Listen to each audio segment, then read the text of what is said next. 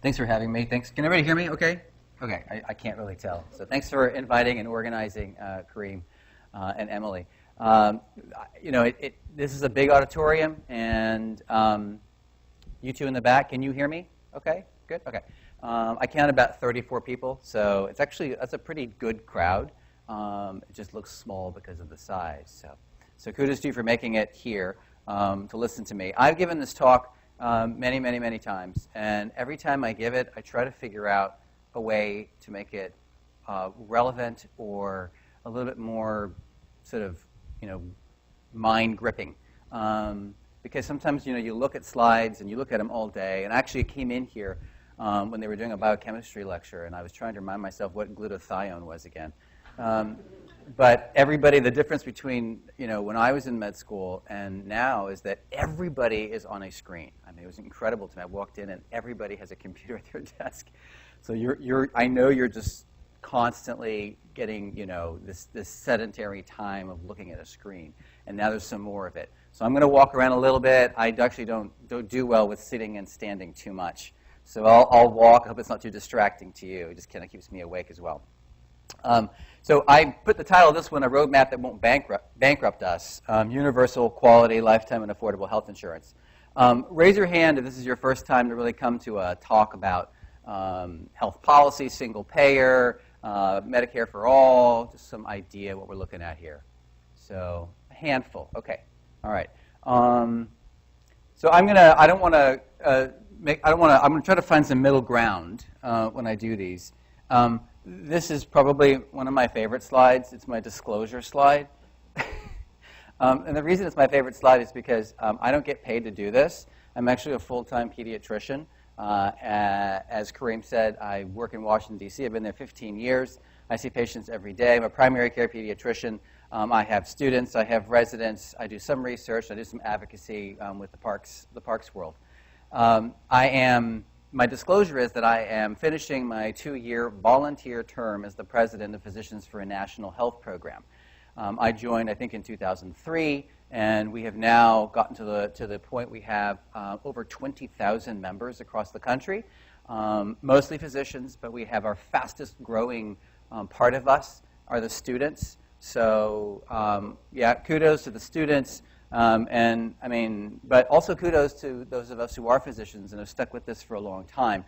I think we have a lot to learn from each other, but just to remember that PNHP will continue to have relevance as long as we have new and engaged members. So basically, I want to kind of break this down into sort of 3 general sections. I think this is informal enough. If you have a question that you just got to get answered while I'm talking, that's fine. I think we have until 1. And I'll try to go pretty fast, but slow me down if you need me to slow down. So there's sort of these challenges to our current system right now, and I kind of want to run through some of the boring stats and data about where we are in the U.S., how we're doing when we compare to other countries, and just be really clear what that really means for us. When people say, oh, we're the best healthcare system in the world, is it really true? What are we really best at? Now, it's been since 2010 since we passed this law called the Affordable Care Act, and it's something that has to be talked about. And so I'll do some comparisons between ACA, or the Affordable Care Act, which is what we're in the middle of, and single payer national health insurance, or improved and expanded Medicare for all. So you can really see how do they compare face to face. And then the last piece of it is just, what is single payer? I mean, you even heard the 2 words single payer. You heard those 2 words if you watched the second presidential debate. You actually heard Trump say single payer. And that to me is an enormous success, right? I mean, wow. I mean, I've been at this a while, and you've been at it longer than I have, and wow, at a presidential debate, we even had a candidate. We had Senator Sanders running for president talking about single payer night and day. I mean, it was amazing to kind of have that kind of a national, limelight on it. So, what is it? What are we talking about when we say single payer? So I want to make sure that everybody's clear about that, and then also make sure that you are connected, to your folks locally and in your state, what's happening in your state with that. So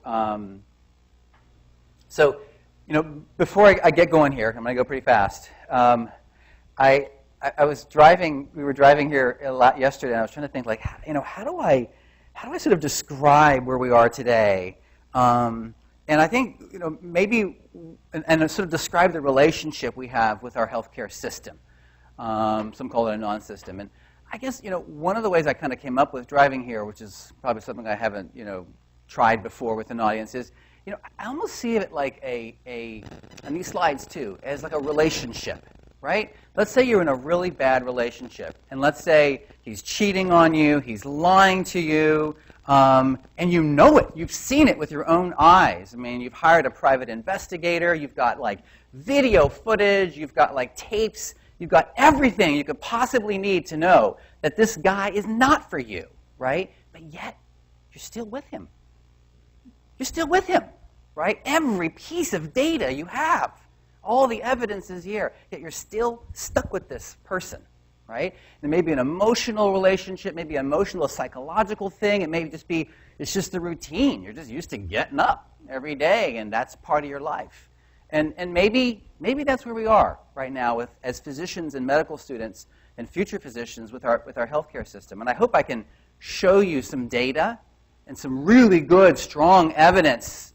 But the work actually doesn't, begin at this moment. The work begins after I'm done, if you're not active in this, to do something about it, to really start taking some next steps. There isn't a clicker on here, is it, Corinne? I can't advance through that. It's okay if I can't, but I'll walk back and forth. So the question is, are we the best healthcare system in the world? And some of the data will obviously be to the contrary. The number of uninsured has been, it actually dropped quite a bit in 1965 when we passed Medicare and Medicaid. This will do it too? I can walk around with this? Wow. Fancy. Let's try. See what happens. And then we had another drop as well in 2010 with the ACA. But the truth is, still at the full implementation of ACA, we still have somewhere in the order of about 28 million Americans uninsured and another 31 million underinsured. And we'll talk about that in more detail. So how you do this? No, it didn't work. It's okay. No problem. So this is always one of my favorite slides. The point of this slide, to look at it, is like it's a bar graph, and the section, it's sort of looking at total health expenditures and comparing the U.S. on the very bottom with a bunch of different other countries. The U.S. is one of the 30 richest countries in the world. The Organization of Economic Cooperation and Development puts out these numbers in terms of healthcare spending, among other numbers they put out every year. And I think what I find most fascinating, what I try to hone in there, is that the yellow part is our public spending. Our public spending is as much or more than almost every other country's total spending on healthcare. So you often hear, oh, well, we don't have enough money in this country to pay for healthcare for all. Well, in fact, we're already paying for healthcare for all. We're just not getting it. So that's my take-home. Do they use take-home message in med school still? They do? They still say that? Take-home message? Okay. All right. Well, take that home. So this one is to remind me of, like, okay, there's been growth, lots of growth, right? And if you look at it, that little tiny little sliver on the bottom is the yellow part. That's the growth of physicians. Well, look what's on top of it. That's the health administrators, right? And for those of us who've been practicing a while, we have firsthand experience of that. You've seen it in the hospitals, you see it in community health centers, you see it in practices, group practices. There's a lot that's required to actually get the simplest of tasks done. There's a lot that's required of us to get paid for the work that we do, and there's a lot of denial from the insurance companies, the for-profit insurance companies, that don't want to pay us for the work that we do, and that requires a lot of people, all right? And that's where you see all that bluish, kind of colorblind, whatever that is, greenish, bluish area above the yellow. So I'm going to go a little quickly here now. So there's some ways in which we can compare ourselves to other countries around the world to see if, in fact, we are truly having the best outcomes. We don't live the longest. We don't certainly have the lowest child poverty rate. We don't have the lowest infant mortality.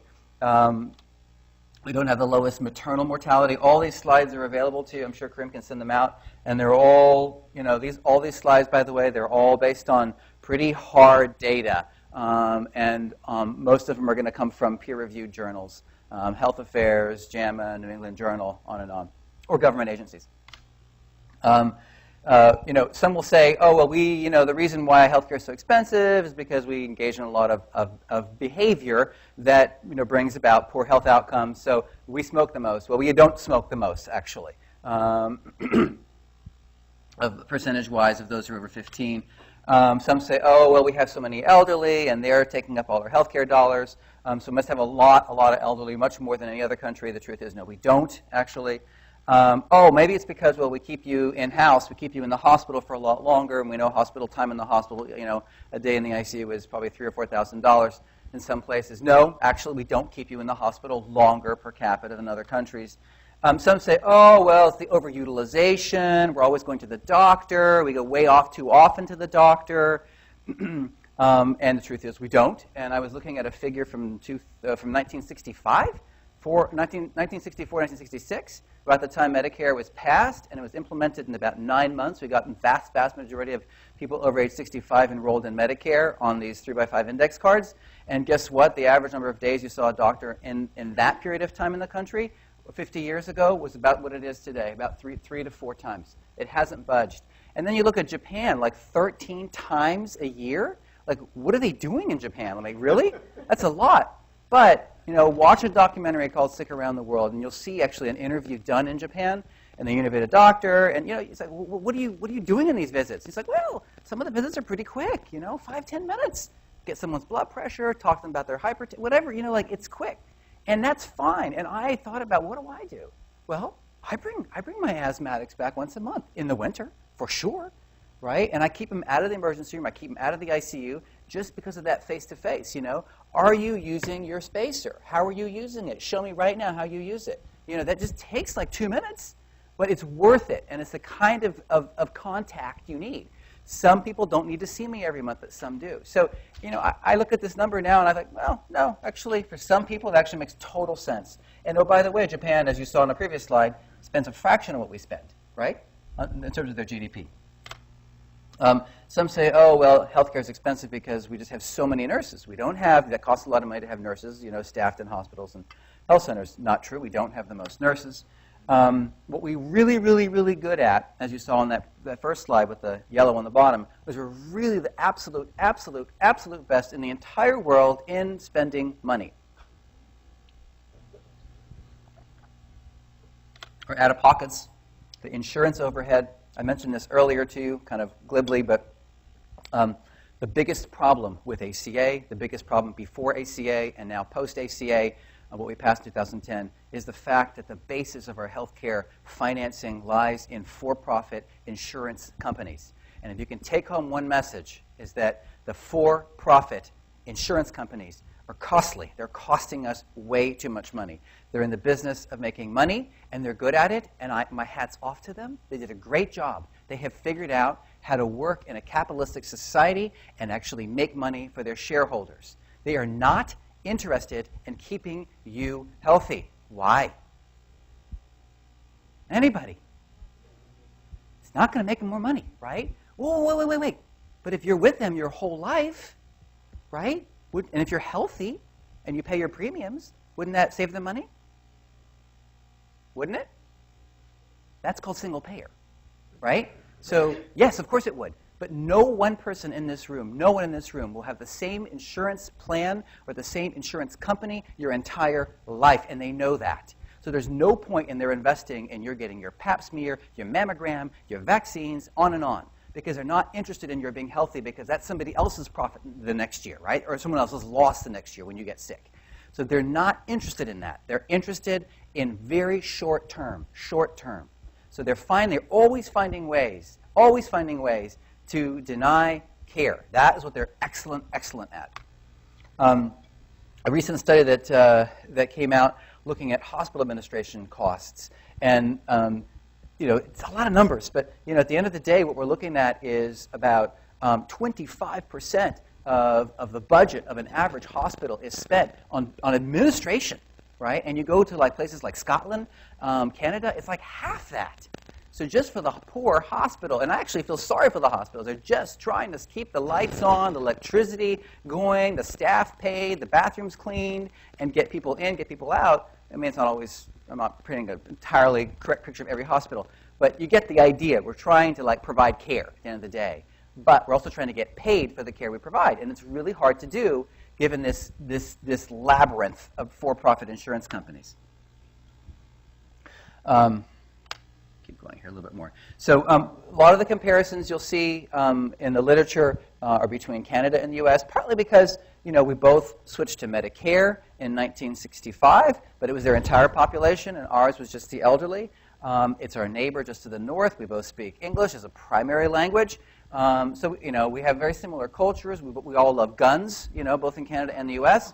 So there's a lot of similarities and a lot of comparisons are there. And you can see that, for example, the overhead for a physician office is enormously higher in the U.S. than it is for Canada.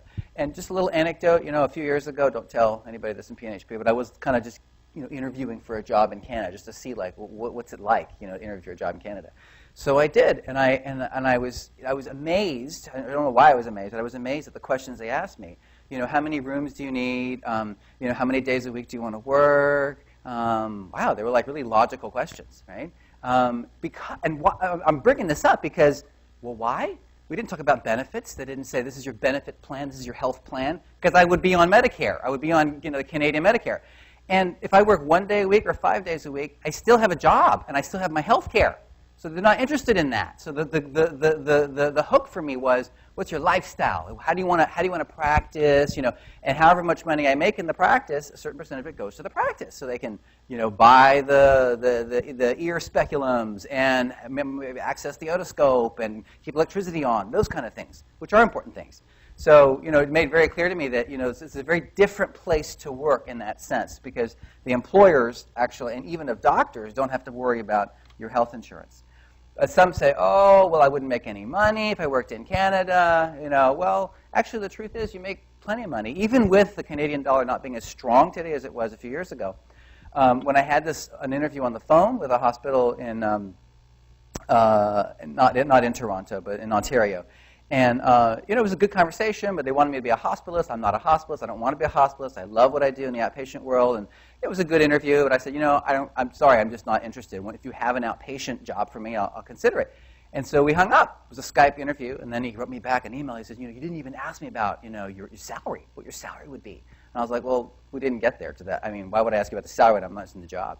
He goes, well, just so you know, we were offering you like $250,000, something like that. I was like, God, it's like 2.5 times what I make here. I mean, it's amazing. It still wasn't enough to get me to go. But the point is that, I mean, if you look at the salaries, they're actually quite comparable. And in many, many, many cases, they're actually much more. I just circle pediatrics because that's what I do. Any questions about that? Just this sort of like the first third of this about, are we the best? What are we the best at? Anybody? Spending money. What's the biggest single problem with our healthcare system? It's based on, right? It's based on this model, right? Where you work for someone, you work for an employer, and that employer goes to a for-profit private insurance company and asks them for the best plan, which is there to create money for the insurance company, right? That is the problem. So the Affordable Care Act, I remember just prior to that passing, 2008, 2009, and I at that point in time, I was working 4 days a week, but I had like my Wednesday off to hang out in Congress. I would go to Senate offices and the House offices and talk about HR 676, and it was a really exciting time because we're going to get single payer and universal health care and all this talk just prior to 2010. And as you know, we didn't get single payer during that time period, but it was fascinating to see how everything was sort of like rigged from the very beginning. ACA was written by insurance company executives. They want to know the truth. That's who it was written by. And it kind of makes sense in many ways because, well, they would have never passed this without the insurance companies. And we just gave the insurance companies 20 more million customers. Oh, by the way, right? And then you say to yourself, oh, but wait a second. ACA was like mostly Medicaid. Like all that 20 million, the vast majority of them were like Medicaid expansion. No. Yes, but no. So Medicaid's been privatized, like Medicare. So a lot of Medicaid's been privatized. So when you say Medicaid, remember what you're talking about. You're talking about taxpayer money, okay, that goes to for-profit private insurance companies who run these managed care Medicaid companies, okay? So when I'm practicing in D.C. and I see a kid who has a peanut allergy, an anaphylactic reaction to peanuts, and I can't get him a EpiPen, and I spend 45 minutes on the phone going through 5 or 6 or 7 people. I just do it as an exercise. I'm like, is this really true? Are these slides true? You know, I just try it myself. Every once in a while, I just try it, just to torture myself to see, is it really true? It's really true. So at the end of the visit, I was like, holy smokes, I don't have an EpiPen, a life-saving medication for a life-threatening condition for my patient through the Medicaid privatized company in 2016. It's unbelievable. I said to the dad, I'm not sure what to tell you. I don't know what else to do. So I will keep trying. I'll do my best. But at the end of the day, I can't guarantee that I can get this life-saving medication for your kid. So I mean, that's an example of what's wrong with the ACA and what's wrong with what we're basing everything on. So I don't want to go through all of these in here, but just so if you haven't really spent any time at all thinking about what ACA is, these are the kind of things. There's 10 essential benefits, and some of them are great. I mean, the fact that we did expand Medicaid is wonderful, right? I mean, having access to a doctor and having an insurance card, even if it is a for-profit private insurance company that's running Medicaid, is better than nothing. It is better than nothing. So that is really important. The preventive services, there's no co-pays for it. And I find that hard to believe, and that was not just for poor people, that's for everybody. And when I take my kid to get his vaccines, I still do this. I'm like, are you sure? No copay? Is that really true? So, I just got him his flu shot. No copay for the flu shot, no copay for the nurse visit to get the flu shot. But that's not true for everything else. So if you go in, let's say, to get a preventive services, you go in to get your colonoscopy, and then they find the polyp. They find the polyp. So the process that got you to finding the polyp, that was no copay. But now they found the polyp. And so to excise the polyp and to biopsy the polyp and to treat you, there is money. You have to pay for that. Does that make any sense? Anybody? Make any sense? Okay, so let's charge the heck out of you once you find something. The out-of-pocket, there is some regulation, which is really important. But I want to go into what that really ends up meaning for a lot of people. I have a public health degree. I work in a community health center. So my lens is a little different, maybe, than some other folks who work in a different setting, clinical setting. But I really only see poor people. I see people of color, immigrants. I see people who come to our health center because we're a place of last resort. So those are the kinds of people I see every day. And so for me, when we talk about numbers, reducing numbers here, it is significant. We went from 46 to 43 million, and that was from 2010 to 2014 in terms of uninsured. And I mentioned the vast majority of those who became insured was through the Medicaid expansion. But we still today have 19 states that have not expanded Medicaid.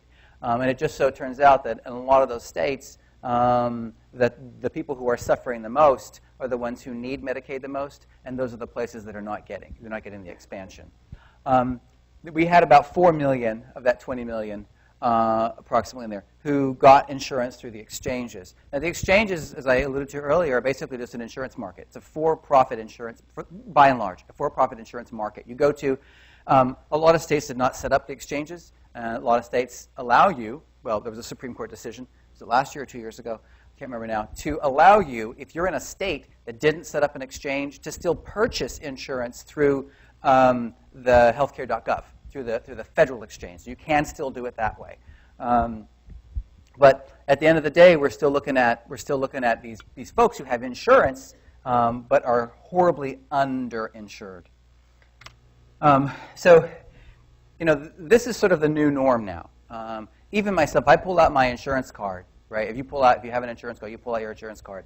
I know that no one in here knows all the fine print.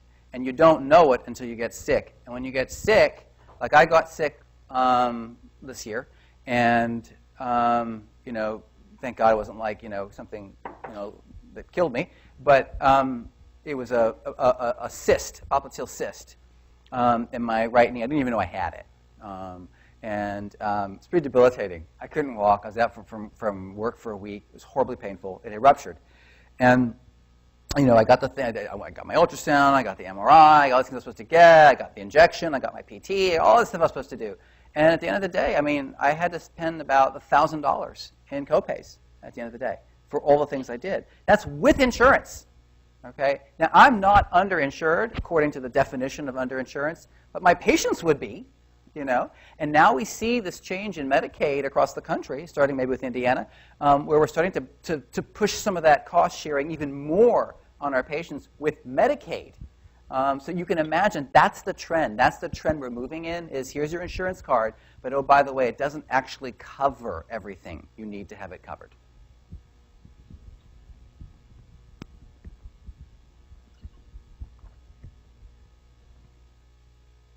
I put the definition there for you. You can see there's a couple different definitions that define underinsurance. But the idea, to walk away with is that you have an insurance card and it doesn't really cover enough of what you needed to cover so that you don't have to worry about medical debt. Now, I remember learning this fact a few years ago, about medical bank. I was like, what is medical bankruptcy? Medical bankruptcy is when you claim bankruptcy, like Trump, apparently. You claim bankruptcy, not for medical reasons. You claim bankruptcy because you can't pay your medical bills. You get sick, right? Interesting, right? So there's about a million bankruptcies claimed every year, and over half of them are medical bankruptcies. Can't pay your bills. But that's not what's so interesting to me. If you go a little deeper, what you find out is that of those 500 and something thousand people who claimed bankruptcy because they couldn't pay their bills, what percent of them had insurance when they got sick? Anybody? You're not reading my slides. That's really good. 75%.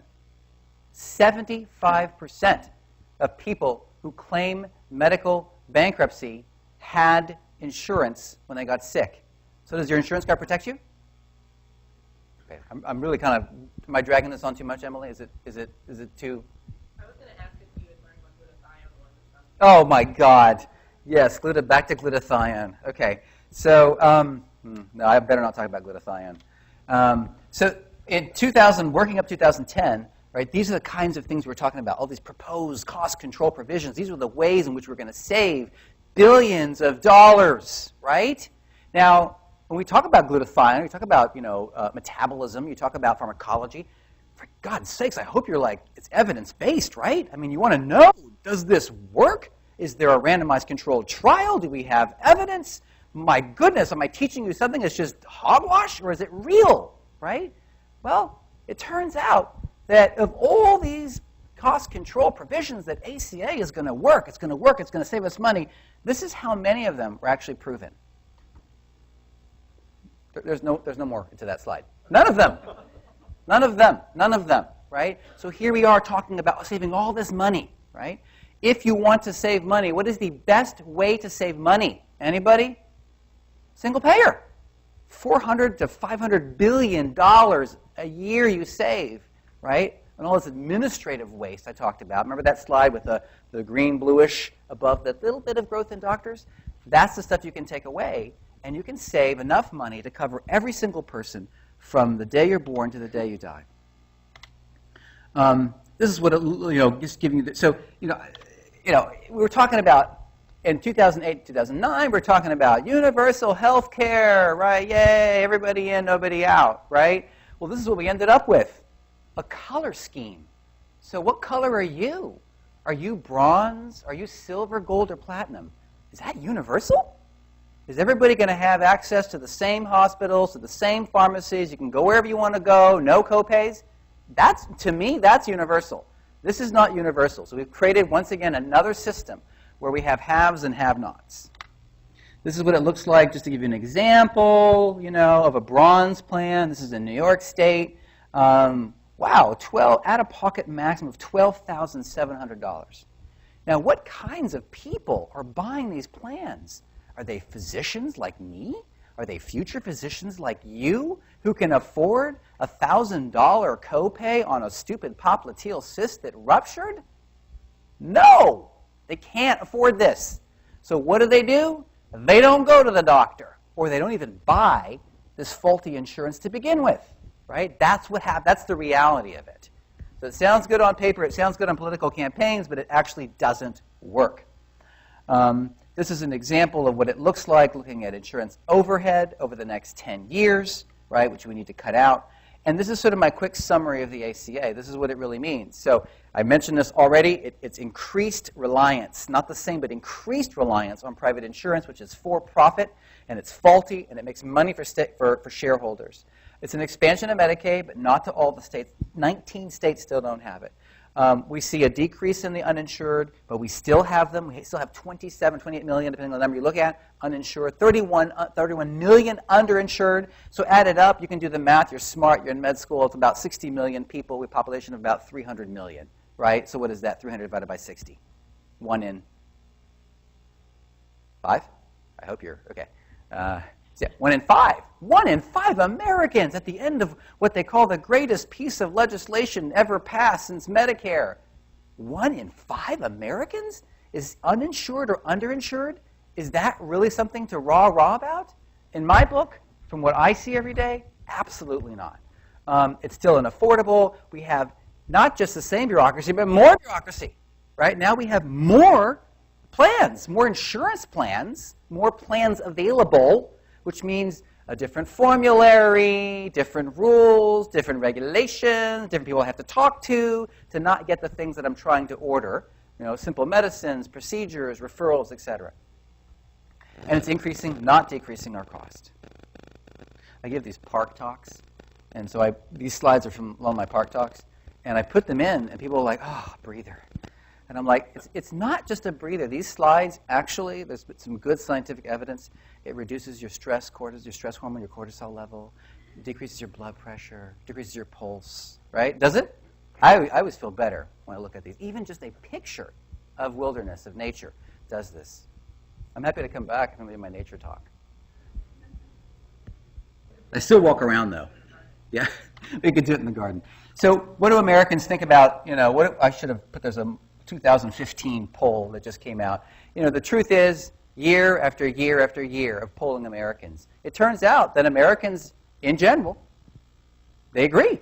They would love to take Medicare, a program like Medicare, right, which is publicly financed and, in general, privately delivered care, right, and expand that to every single American. Right? What you'll find out, though, also, what's sort of interesting is that when you ask the question of people who said no, that they don't favor expansion of Medicare for everybody. I'm sorry, that they don't like ACA. Like, why didn't you like ACA? Right? What you find surprising is that of those, 16% of them said it didn't go far enough. So don't make the assumption that somebody says I don't like ACA that they mean that they don't want anything, right? Or they want to go back to what they had before, didn't have before. I throw in this slide because I think this is one of the most important slides for a medical audience, because people say, oh, when I talk to like a non-physician group or a non-health group, I talk to labor or faith-based, someone else, they're like, but are the doctors on board with this? Do doctors want this, want single payer? And I'm like, yes, they do, in fact. So one of my colleagues, a pediatric colleague, and then I think it was Dr. Ackerman as well. Yeah. So Aaron Carroll and Dr. Ackerman did a study, 2002 and 2007. It was a well-done study. It's published in I think it was Annals of Internal Medicine, and they basically asked a very simple question, which is, as a physician, do you support the creation of national health insurance? And here are the specialties that were asked this question, and you can see the results up there. So the vast majority of them are in favor of it. There were 3 subspecialties that were not. But wow, I mean, even general surgeons and people of my like, general pediatrics and subspecialists, I mean, it's kind of a no-brainer actually for for a lot of people who've been working in this crazy environment, just trying to get our patients what they need without bankrupting all of us. The guy on the right, you recognize this jacket? That's my jacket. That's my kid. I have to go through walks to the forest just to get through the week. The week is just harrowingly difficult to get through. So any questions about the ACA or any questions about so what got us to where we are today, 2016? No? Okay. So what is single payer? I guess I'm very attracted to single payer, probably in part because of my personality. I just kind of like to always boil things down to the simplest ingredients. You know, I try not to buy any foods that have more than 5 ingredients. You know, I'm big on discipline. I'm big on routine. You know, I was seeing this kid the other day, and, you know, he's this, you know, short guy, and he's overweight, probably obese, actually. And I said, hey, what does your dad do for a living? You know, and he goes, he's a construction worker. And I was like, okay. And so, you know, what does he, you know, because you look strong like your dad, you know. And, you know, and so I was like, well, you know, let's do you spend time outside? And he goes, well, yeah, some. And I was like, well, you know what a tree is, right? He goes, yeah, I know what a tree is. And I was like, well, what do trees need to grow? You know, and be strong, a big trunk and strong. And he was kind of baffled a little bit. And I said, they need 2 things. They need sun, and they need water. And I said, and so do you. Go outside, play. Let's find a place where you can play. I'll talk to your mom right now. We'll find a place where you can go out and play. And drink water. Lots of it. Obviously, it's way oversimplified, right? But sometimes you got to do that. You got to break it down to something people can understand, right? Instead of talking about lipids and triglycerides and A1Cs, you just lose people. So single payer, in some ways, I love because it takes out all that, excuse my language, that bullshit, you know? Competition, we need competition, all this stuff you hear, we can't afford, it's garbage, it's nonsense. If you believe in data, and I believe in data, right? Let's just have a few basic principles here, and let's build a system from that, right? We don't have to build it from scratch, oh, by the way, right? You heard that, oh, well, if we started from scratch, we could have single payer. We have Medicare, right? Let's improve it and expand it for everybody. We can do that now. So the first principle is access to healthcare a human right? Raise your hand if you think it's a human right. Right? I mean, that's, you know, you'd be surprised. I talk to some audiences where people don't raise their hand. All right? Great. Move on, right? The right to choose and change one's physician is fundamental patient autonomy.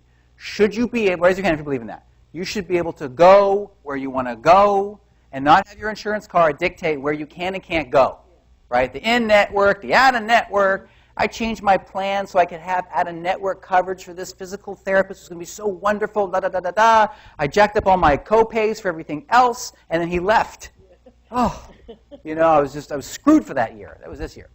The third one, no corporate profit and personal fortune. I didn't say you shouldn't make any money. I didn't say we shouldn't make any money. You have to send your kids to college. You got to buy your house and buy your car, or whatever you need, buy food. You have your things you have to provide for, right? You should make a decent salary. And I showed you, you're going to make a decent salary. We have evidence across the world that our comrades across the world make a decent salary. And the fourth is, in a democracy, the public, not CEOs, not boards of directors, should be setting the overall health policies. So that, to me, is really fundamental because I gave you that case of the epinephrine for this kid I'm trying to prescribe epinephrine, the EpiPen to, right? I have no recourse, actually. What am I going to do? Am I going to call my member of Congress? It doesn't actually have a real vote in Congress. I live in D.C. You know, but if I did anyway, they can do nothing, actually, right? As it's set up right now, they can do nothing to help me. I can go and complain about it, but nothing's going to change until we put this particular right, this human right, in the public domain. So that's it. 4 general principles, right? And you see this in every other industrialized nation in the world, rich country in the world. And so it guarantees you several things. Things I've mentioned here already many times: quality, choice, affordability, comprehensive care. And these are the things. So this is there's a bill in Congress It's reintroduced every session. It's HR 676, House Resolution 676. And I've taken this from that. Essentially, this is what it covers, right? These are the things that it covers. So it's not just some dream I dreamed up, right? We actually have a piece of national legislation. Many of our states have also statewide legislations. And these are the kinds of things that it covers, right? You get automatically enrolled. The day you're born, you have it. And it is important, right, that you just have it the day you're born. And I can tell you that from the work that I do. I just saw, a 3 or 4-day-old yesterday and doesn't have a left ear. It's just gone. It's just not there. It didn't develop, right?